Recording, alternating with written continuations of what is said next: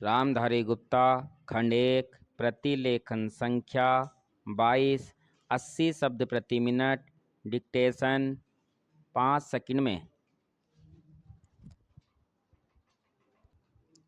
Start.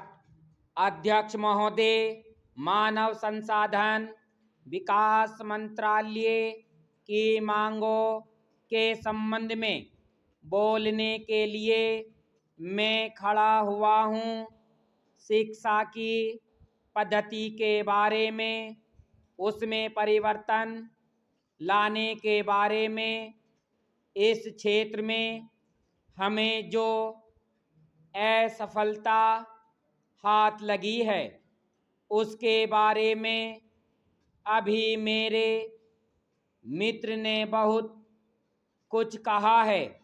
दुर्भाग्य की बात यह है कि देश में सभी लोग यह मानते हैं कि शिक्षा में प्रगति नहीं हुई है। शिक्षा पद्धति में आमूलचूल परिवर्तन नहीं हुए हैं, लेकिन फिर भी इस दिशा में कुछ किया नहीं जाता है। ऐसा प्रतीत होता है कि इस विषय में कुछ भी करने की स्थिति में हम नहीं रहे हैं। स्थिति ज्यों की त्यों चली आ रही है।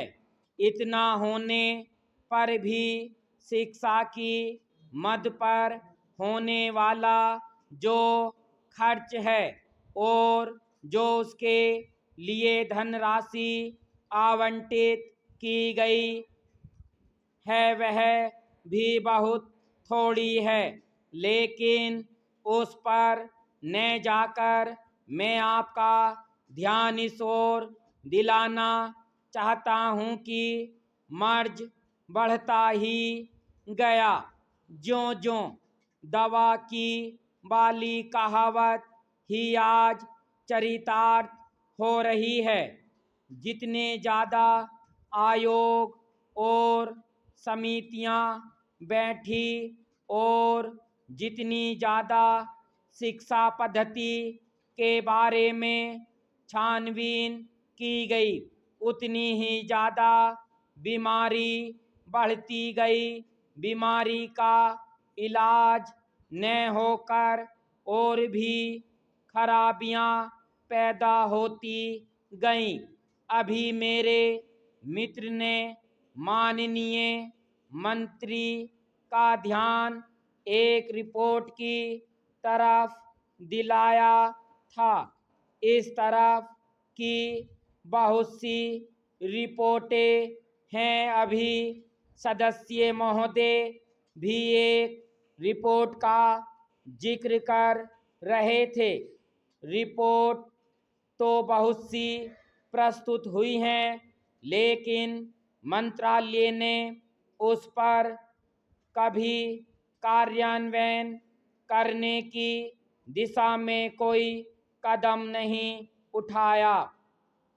अपनी इस हालत को उन्होंने इसी सदन में स्वयं स्वीकार किया है। अपनी व्यवस्था को उन्होंने स्वयं यहाँ प्रकट किया है।